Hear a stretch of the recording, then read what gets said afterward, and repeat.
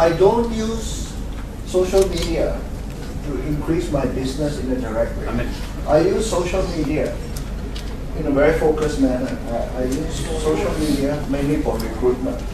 Because, look, I'm in the PR industry, it's a service industry. People actually matter, right?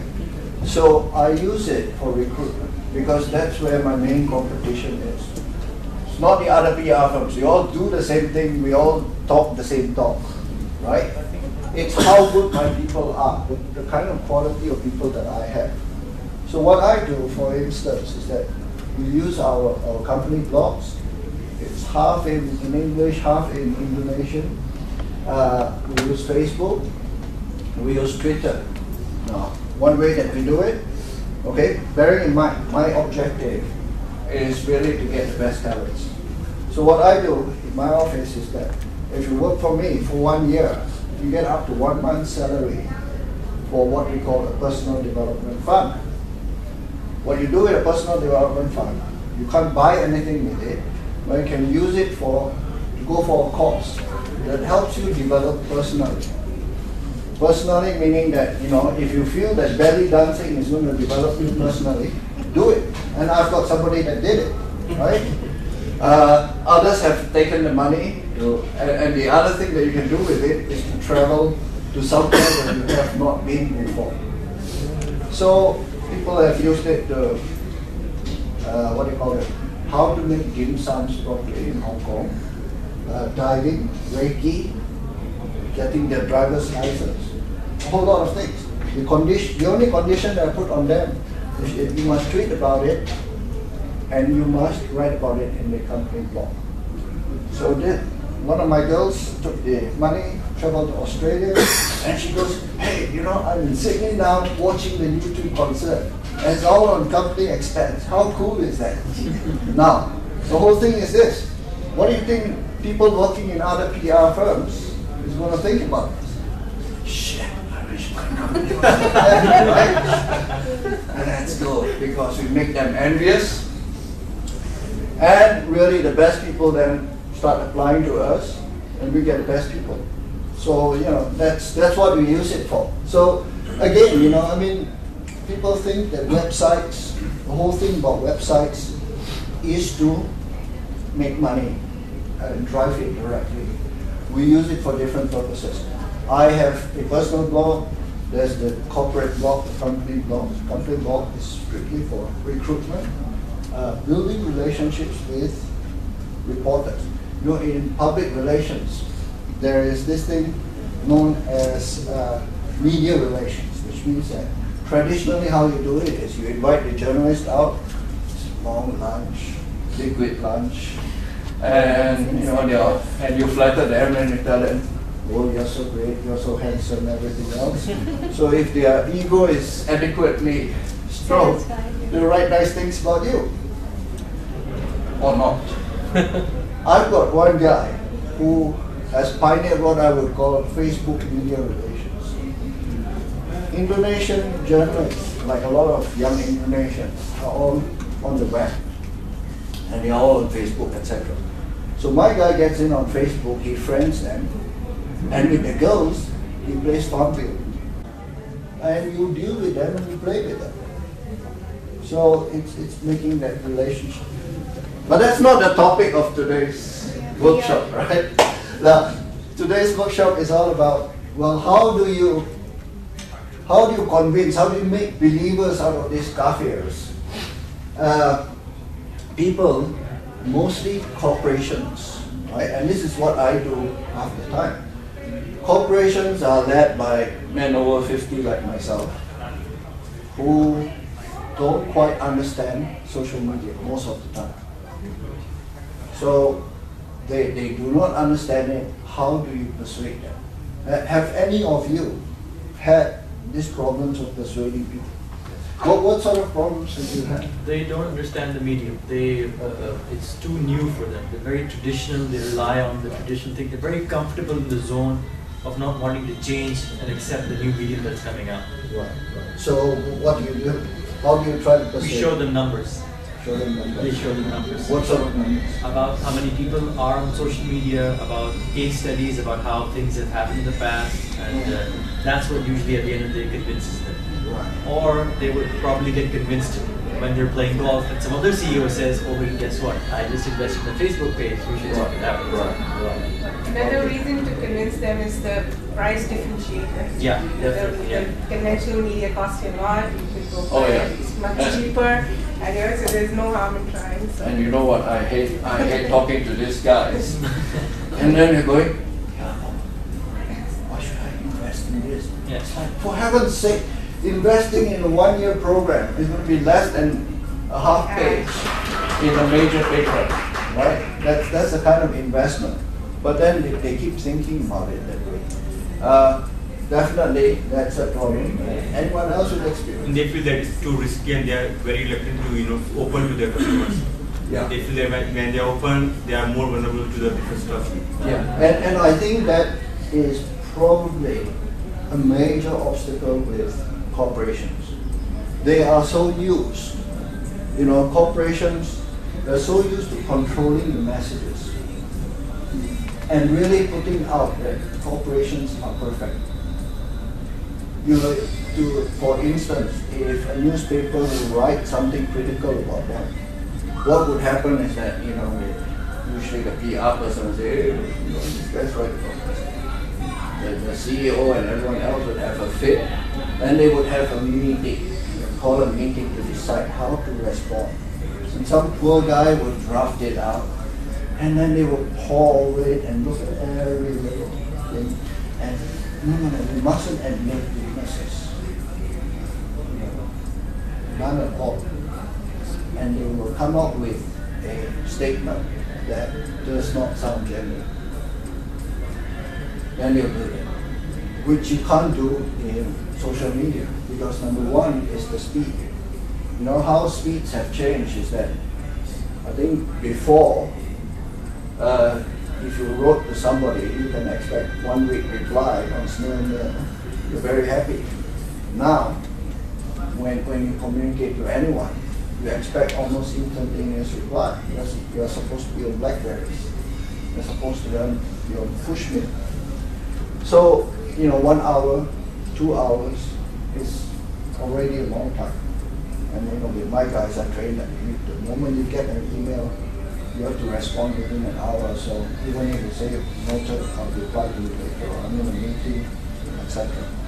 So companies all have this mindset that they've got to present themselves as perfect. Whereas if you're getting into a new media is all about authenticity. And authenticity is admitting that you're not perfect. Exactly. Balancing factor is very important. Right. Negativity is also important. Yeah. But the whole thing about social media is that it's not new. If you study interpersonal communications, there is this element, there's this thing known as self-disclosure.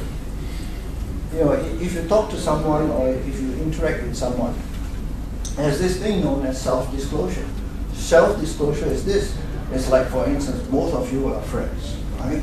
So you confess to her, oh, this boy that I like, this and that, and she's over there, yeah, okay. She never tells you anything about her boyfriend before, and it's only a one-way street. After a while, you stop trusting her, because she does not disclose herself, a little bit of herself, her vulnerabilities. And it's the same principle that works with companies. Why would you trust a company that does not disclose itself or say, hey, hang on, you're not really that perfect? So they do that. But so there is that fear. And really most companies culturally are wired along those lines. We must present a perfect picture to the world outside.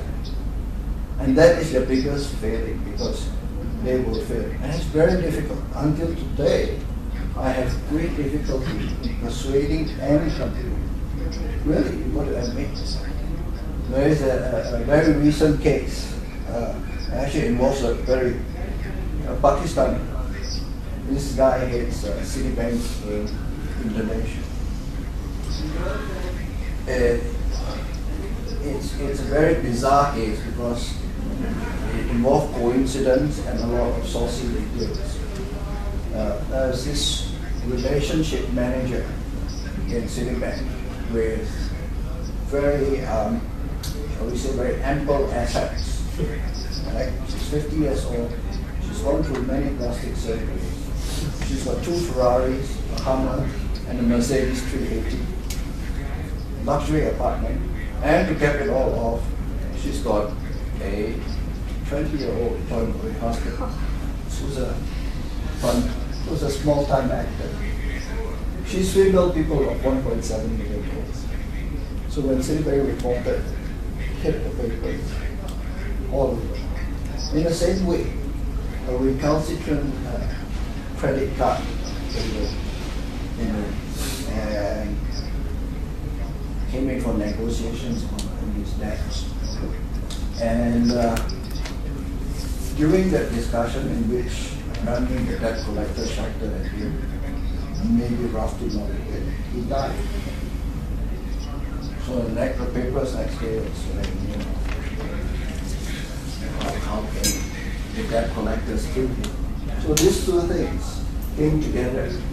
And it's like, Citibank was concerned to refuse to say, for instance, on the case where this woman cheated, that their systems may have been imperfect to allow that to happen.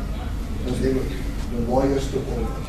And because of that, the parliament dragged them through. Right now, the Pakistani jet has to move to the position to quit the country. They've been banned for 2 years, not providing. They can't provide the cards for 3 years. And they can't get new clients for another 2 years. So, that's that. So then the question is, well, how do you persuade these companies? What my friend here said is correct, actually, is the figures. Because half the time, or rather most of the time, these guys don't know what is being said on the internet. If you know that you can pull in what's in Facebook, Twitter, etc., you can actually tell them what actually is going on. Hey, do you know that people are saying this and that? And once they know that, I'm going to say, hey, hang on, maybe I need to engage. The other thing that we do is really, we do a social media course. We hold it, and people actually pay us, board of directors of banks, etc. We do a course in education. So if you're going to play in this area, then you need to invest in educating these people, because it's a long haul. Even in a place like Indonesia, where right now everybody wants to get on social media, a lot of them still need some basic SMP, which are in a way services that you could buy. But what we found was that they were very good at monitoring things in America. But when it came to Indonesia, the Indonesian language was nothing. Because what is important is that you need to know who's influential in what areas. And that one, it's kind of like, it's specialist knowledge. You either know it or you have to acquire someone that knows it. And then that's where you start doing a report and telling them, okay, so-and-so said this, so-and-so said that. And you can also do things like, once we track for a milk company, they had this milk for premature babies. So through Twitter, we actually tracked down mothers of premature babies. And we followed them, we loved on their Facebook accounts, their Twitter accounts, etc. Just to see what they were saying. And that's actually very valuable research. So when people talk about social media, very often that really underestimated, undersold service or use is listening and researching. You can go in and various people have said that it's actually better than FGD's focus group discussion. If you are not attracting, then no, you are no more in social Not media. necessarily. It depends on your business. And it depends on Whatever business, I'm talking about whatever business you are. Yeah. But if you are not properly engaging your audience with your conversation or product services, definitely you will be. Okay. I recently saw a presentation. I was going for a seminar on issues management.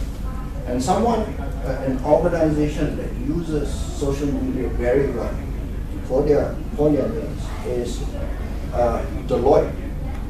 Deloitte is like one of the big 4 accounting firms. They use social media. They use Yammer for internal communications. They use Facebook. They use YouTube, etc. And I'm like, this is fantastic because in life of me, I could never imagine, an accountancy firm using social media. So what did they use it for? Very much like what we were using it for, recruitment. Right?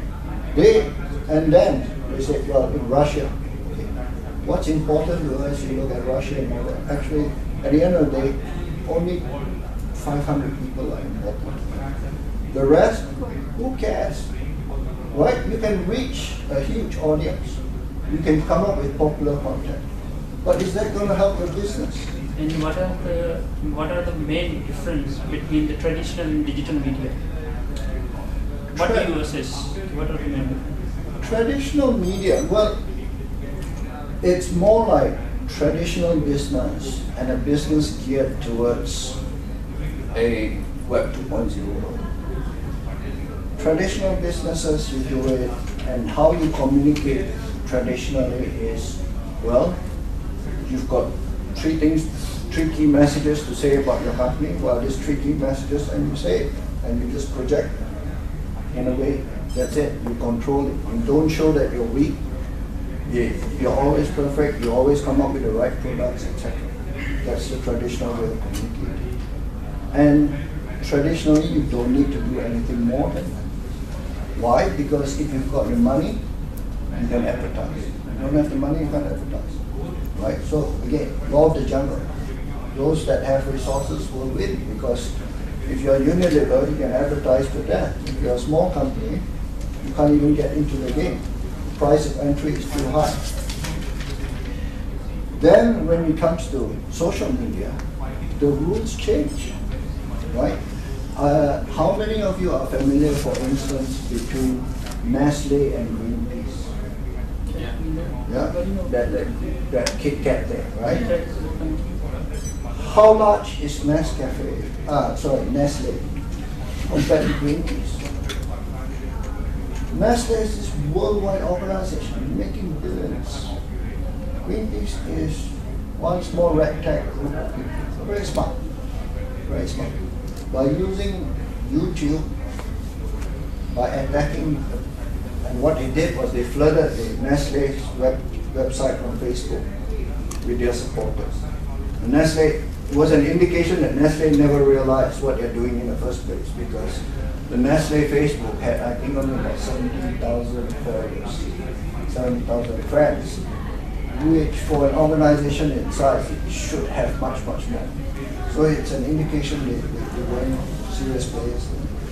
So when Greenpeace went in, they forced them to react in a manner, and they started scolding people, because what the Greenpeace guys did, they were very smart. They went for Kit Kat, so they changed the Kit Kat logo to Killer logo. And everybody became a fan, and they used that avatar. So in the Nestle page, you had Kit Kat Killer all along. So those guys got very angry and says, look, anyone that uses that avatar, we're going to kick you out. Boom.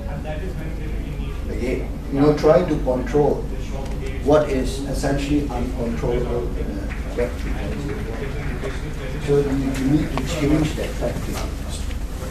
Actually, what I want to share with everybody. Traditional media was the one-way communication. Everybody listening, radio, television, newspaper, who just used to read and listen. But the social media, the beauty of social media is the two-way communication. If you are not engaging your audience, not engaging your means network, then definitely you will get lost. Because previously what I realized in traditional media, we used to promote, commercialize everything, marketing and services, product, whatever you are used to be, different medium of communication. But then again, the coming media, digital media in the market give another opportunity, another platform where we can be communicate directly with our audience up to the minute. Every second you get the feedback from your consumer directly on your Facebook pages, on your Twitter, on your YouTube profile. Now your impression is getting more powerful as compared to your traditional media. That's why it is more powerful tool to use for the marketing and product services. If you know what it is. But you see the problem with We have to convert people if we are properly engaging them. true. And if you know what you're doing, if the company is clear about what they're doing. But you know, there's a great book, I think I forgot, Louis something. It's called Make Meaning Not Buzz. And really, in the old economy, buzz was all about, right? So if you can get more people to mention your brand, more visibility of your brand, that's great, because what it means is that your brand will become more memorable, it will sell more, or so the theory goes. So they transplanted this idea onto Twitter a lot of times. So, you know, what they do is they pay somebody and says, you get us lots of hashtags for this thing. Now, in the old economy, that works out to great. Lots of mention, lots of visibility. In Twitter, it works out to noise. And everybody gets irritated. You know, it's like, this idiot that keeps, you know, spamming me with this hashtag. Unfollow. And that's it. Coming back to the topic, as you were mentioning in the panel discussion that the current scenario of the Pakistan of the emergence of social media is similar to the Indonesia one 4 or 5 years ago.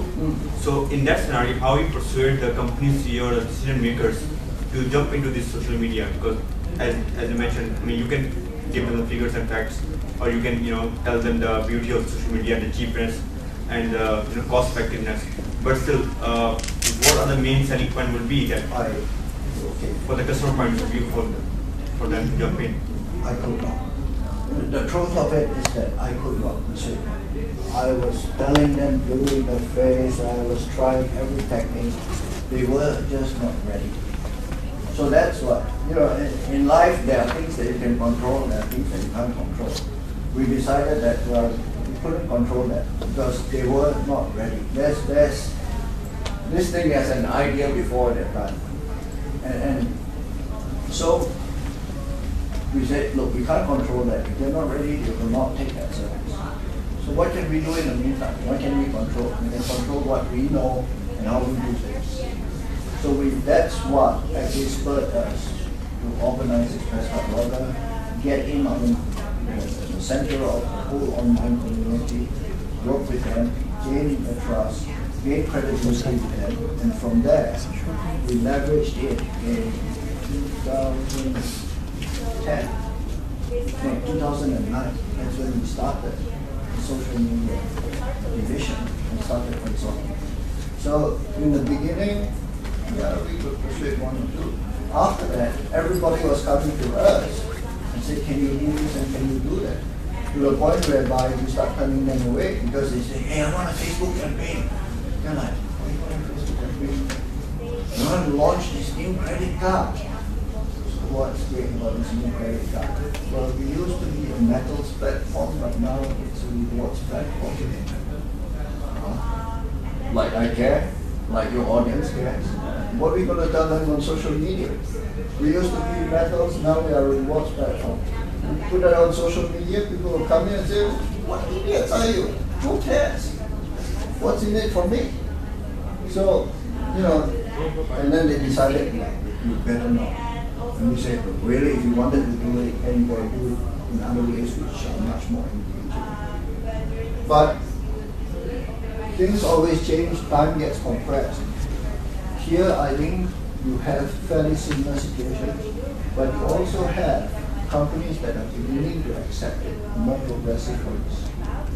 So I think the best thing you could do, build your online presence, network like hell among the online, because that's where the influence will come. And prepare for the day when they come knocking on your door. So that way, social media network is not just for any brand. You know, the brand should have substance or content for the consumer to be engaging with every day. You know, compared to conventional media that just breaks out an offer and that's it. And that's what a lot of brands are doing in Pakistan. They're not really on Twitter. Now they're coming on Facebook. But what they do is they just create a fan page, and you hit the like, and then that's it. The interaction is there. That's right. You never revisit the page. You know, once they have the like, and you know that's their referrals. You don't engage them from day to day basis. There's nothing new coming on it. So because basically they don't have a unique point of view. Right. You know. Or the offering. You know, it just comes with the launch and that's it. So you know, there should be a whole machinery, you know, to come up with. So what I do with these guys, and actually it's not my idea, I stole it off this book, Make Meaning Not Bust, right? Is this. Companies very often have got nothing to say. You ask them, what do you stand for? What do you hate? What would you never be associated with? What would be a game changer in your industry? They cannot answer this most of the time. Now you cannot answer this. What do you have to communicate at the end of the day? You've got nothing to communicate, right? So actually we do a point of view workshop. But very few people will take that up because it's very scary stuff for them. What they'll usually do is retreat and say, look, here's my mission and vision statement.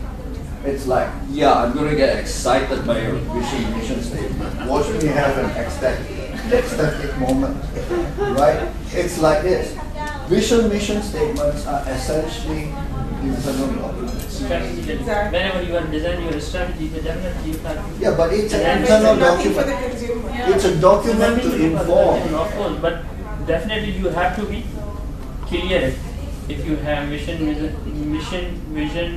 No, but essentially, that's an internal The document. beauty of social media is the cost-effective platform for everyone, small, medium business. Okay? Whenever multinational companies have a lot of budget to spending in marketing, but a small, medium, a new entrepreneur haven't that much of amount in his pocket.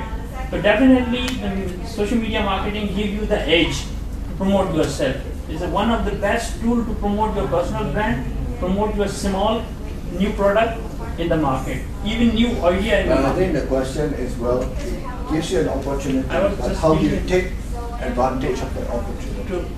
And really, a lot of times, if you have to work with corporations are just not equipped to communicate because they don't have a pronounced point of view. They'll go for they'll retreat to the mission, vision, value statement. But really, those are internal documents that are good for inspiring the staff, telling them where to go and what their vision and all that. But you cannot take it out to communicate to an external audience. The only thing that you can actually take it out is basically your point of view. And if you can articulate that, I mean, if you go into that book, and it's not that difficult to do. Again, it's not that difficult to pull out these ideas, do a workshop from there, and charge companies a lot of money for it, to do that. And if you can do that, then the company actually at last will have something to communicate. Because it's like a person. If a person does not have fairly strong views on anything, or a blogger that does not have fairly strong views, pronounced views on anything, then they're boring. There's no point reading them. There's no point listening to that company. But if the company has that, then you can start. But the whole thing about convincing companies is to convince them that this is a great new world. And we actually do across that say, who's moving your digital cheese? That story of who's moving your cheese. It's the same thing. It's who's moving your digital cheese. You either move it yourself or somebody's going to move it for you, and you're going to be out of business. It's not the issue of budget, because every organization has a very big budget, like I say. But I think it's an education, like not the higher management, CEO or CFO, whatever it is. And then marketing people are also not aware about the social media. What they do normally, every organization, they make a one poster, one flyer, quarterly or half yearly. Then they sit quiet. They're working in after 6 months. But in social media, you have to be very active after a single minute. And you have to face the problem. It's kind of like the job of CR, customer relation officer. When people come to you on your site, they will say you're good, bad, many things. And your legal department also need to be very active. Like if you have seen in the Facebook, the Pepsi Cola was used for cleaning the commode. Mentos were also, so there are many things. So not only the marketing department, they need a team of all people, technical people, marketing people, legal department, all the things. Because in normal newspaper, you can pressurize the newspaper organization and every people. But in the social media, 10-year boy can also comment, 100-year people can comment, everything. But in newspaper, selected people can comment on your product or on your market, company. Well, actually, I think the resources are less than what you detailed just now. Social media, you really need lawyers and all that. A lot of times you don't. No, because a new thing will come up. But People this is will where learn you the kill things and all this. This is where you kill things. The moment the lawyers go in, like, Don't say anything. Don't say anything. Whatever it is, don't say, don't admit, don't laugh at yourself. Have no humor. right? It kills things. But really, I mean, like Pepsi and Coca-Cola and Mentos, you know, if they knew what to do, they could laugh at themselves a bit and really get everyone on their side. And actually write it, and maybe even have a competition. Who can shoot furthest with a Mentos in, and you know, sort of have a competition. How cool is that? Right? I think that's what's missing in our brands, because they come through their media companies, and the media marketing companies, they control the content, so they're very doctored, and the brand attributes have to be just liked, and that's all. So well, and they're marketing not fun.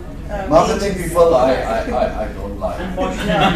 They not even care about what to do on conventional media. Unfortunately, in Pakistan, so many companies are sale-oriented, not marketing-oriented. Yeah, right. Just you have to analyze them. They are mostly sale-oriented. Just you say, preconceived once I ideas get what's gonna complete, then sit silently. I would like to ask your opinion on one thing. Comparing these social media sites now, a lot of things have come up, but primarily it is blog and it is then Twitter and then Facebook. What I was feeling and I was going to ask you is that Facebook and Twitter, as compared to blogs, are less permanent.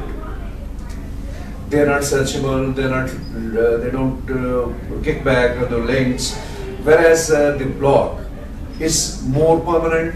It's rather, it remains until you delete it. Now, the problem is that people who cannot write or do not want to write, they opt for social media and Twitter. And people who have the skill to write, they go for the go for blog. Not necessarily. I think there's a bit of an It's a different kind of format, blogging or like traditional print media writing. Just I wouldn't say they have just you have to measure the traffic. If 7 billion user of the Facebook is more powerful than your blog. Okay, out of those 7 billion, and agreed, out of those 7 billion, if about 0.01% gives you a like, that is not counted as an interaction. Facebook is the number one platform. Okay, number one, I agreed absolutely. But do you think that giving a like, which maybe I give you like whatever you say just to remind you that I came on your page, is that an interaction? No, it is not. To me, allow me to say that. To me, interaction is once I am giving my opinion and I am committing myself to tell you that either you are wrong or you are right or whatever, the way I feel like. But just giving a like or just showing my presence on your Facebook or on your wall. We always count impression. Yeah. 1, 200,000. Always count impression. I'll tell you an experience. I'll tell you an experience. About 2 years ago, the Go Green campaign. Yes. It was Farhan Masood, I, Jahan Ara, and 3-4 other. We got together on Twitter, and we decided to just about a month before. It was July, during July that we decided to start a campaign and turning out photographs with the Pakistani flag. Okay, and we started this with the 3-4 people, and all of a sudden we start hashtagging it, Go Green Pakistan and Go Green Pakistan. And it was a multiplying viral impact. Within 3 months, on 14th August, we had something like 15,000 followers. And another 2 months down the line, we had another 30,000 added to it. That is roughly 45,000 followers, which were actively using the hashtag Go Green Pakistan. So, ideas promotion can be viral. And microblogging, or even the tiny microblogging. I'll give Facebook a microblogger, and Twitter, even tiny microblogging. Yeah, that's a very good example. Are you all familiar with the term technographics? Technographics. Shalini and Forrester wrote a book comes from. Say, in the old days, you had demographic. Demographic is how old you are, where you were, what social class you were, how much your income is, and that's how you found out who your audience was, right? So that you know what your audience is like, you talk to them. So if I have an educated audience, I talk to them through a prestigious paper. Uneducated audience will be resort to radio. Now you have the web. So who's your audience? Because your audience could be anything from an 11-year-old boy on Facebook to an 80-year-old man blogging away and having it in large type because you can read it. So, how do you know who to target? Now, this is where the demographics of the web comes in, and it's called technographics. And what they do is they say, well, you split them into how they consume the internet. You've got some people who are publishers, content generators, people blog like it. You are content generators, people who post things, etc. Then there are people that don't write anything, but they go into other people's blogs and Facebook, etc. to comment, right? They're commentators. Then others would just join and they'll just see it and won't comment and do anything. Right. So, and then you have finally this group that's just not on the net. So now the thing is that if you can figure out where your audience is, then you would know how to engage them. And once you know how to engage them, at the end of the day, there is no hierarchy between a blog, Facebook, Foursquare, LinkedIn, etc. It depends. Again, you go back to what do you want to do, who do you want to reach, who do you want to influence, and for what reasons. So for certain audiences, a blog is the best vehicle. Other audiences, Facebook. So like my firm, for instance, the kind of like serious stuff, intellectual muscle flexing, we use the blog. Because what we want to do is to impress people. Thought leadership. I can think in novel ways, I can analyze something, and I can be witty about it, hopefully. Now, that is... You are, by the way. So that's what you use the blog for, right? Is to impress it, intimidate your enemies. Yeah, that's what a blog for. Then when it comes to Facebook, it's about, hey, we have this party in our office, look at this photo, you're tagged here. We had this function with this, with reporters, and everybody was in fancy dress. And I mean, if you see my icon on Facebook, it's me pretending to be Sukarno. So they're being very silly there. But very, sociable, silly, etc. So that's Facebook. Then we've got LinkedIn. And LinkedIn, this is where, it's like, I don't know if you watch the series Blackadder. Yes. Yes, I'm like Godric. I have a cunning plan. And my cunning plan was that I started a group on LinkedIn called IPPG. I don't know about the PR industry here, but the PR industry in Indonesia, nobody talks to each other. So nobody knows what's happening. So I started a group called IPPG, Indonesian PR Practitioners. And you get all these guys, we'll join. Now once you join, I got you. I got your CV. I'm constantly going down there and throwing it. I get this person or what. I know my competition. I know who to poach. So, so you use different channels. At the end of the day, whether it's a blog, all that, that's the last thing you think about. The whole thing is to think about what's the strategy first. And once you get that strategy, then you decide, blog is most appropriate, Facebook is most appropriate, Twitter is most appropriate. Twitter is very good for pointing things. We had a company that filed Chapter 11.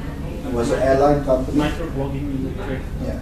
It was an airline company, so when they filed Chapter 11 and closed down, thousands of passengers were stranded. Some were stranded in Hong Kong, others stranded elsewhere. Angry people. That's why we used Twitter to direct them to the website, where they got more information. And actually there was no hope in hell the company could refund them, but we said the psychology of people is that if you feel you have some control over the process, you won't be too angry. So we created this form for them to fill in. This is me, my passport number, my ticket number is this, I would like my money back, please process it. So they fill it in, they feel good about it. The amount of anger was done. So that's how you use it. I've been told that you got 5 minutes to One last flash. question. You said that you belong to a generation, of the typewriter generation. How were you converted to social media? Oh, I read a book and I got scared. Essentially, I remember I was going through Singapore, the borders there, down the Orchard Road. I saw this book, Naked Conversations. Having a dirty mind, of course, I thought, this is a good book to pick up. But it was actually by Shell, Israel, and Robert Scoble. Robert Scoble was blogs under the name Scobleizer, was employed by Microsoft. Remember, at one point, Microsoft was the evil empire. Right? Everybody hated Microsoft. Today, people don't hate Microsoft. Not so much, Right? He was part of that change. They hired him to blog about Microsoft. They hired him. He would go into Microsoft Office and do a video to humanize the people. Instead of an organization, you actually have this engineer with 3 kids paying off his mortgage talking to you. He upload this. And he also had permission to even criticize Bill Gates. Occasionally, you tell Bill Gates, I'm going to criticize him. He says, okay, let's go. Criticize me. And we go. And that helped humanize Microsoft. But that book actually said that the whole implication is that businesses can talk directly to their customers. The reliance on the traditional media to reach your audience is no more. With social media, you can go directly.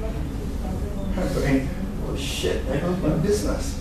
Right? Because PR people are middlemen between the traditional media and businesses. They don't understand the media, therefore they need us to interpret it for them and do things for them so that they can talk to the media effectively, and then the media will carry their stories to the consumers. If they don't need to go through the traditional media, my business is gone. I'll be out in the streets begging. So I said, well, we got to try to master this new animal. We've got to know it. And that's where I started blogging. And we made a lot of mistakes. One of the mistakes that I still can't lift on my office was that we started this office blog. And one day I was trying to migrate it from a WordPress platform to a self-hosted platform. And I deleted the whole thing. So the whole office hated me for a few weeks. And they just bring it up now and then just to laugh at me. Okay, so we got one more question. you have observations? One more, last question. What is the difference between Indonesia and Malaysia? Indonesia is really cool. Very technical. They are the biggest Islamic country. They have got no hang-ups, right? The best way to describe it is that Indonesians are very comfortable in their own skins. Malaysia, and I'm from there, so I can say the worst things without unity. Malaysia has got into a situation whereby people are very assets. Culture is assets. They're trying to force things, right? So they're trying to force a Malay identity. They're trying to force this pseudo-Islamic identity. They're trying to have the tallest building and this and that. And what happens is that because of the affirmative action in Malaysia, the different races that got Chinese, Indians, Malays are now polarized more than ever. And the level of thinking there is just gone. I used to work for a newspaper there. What I left was that in 1987, Mahathir was down for political reasons. And being a angry young man, I left and never went back. And I'm glad I left because it's just going down.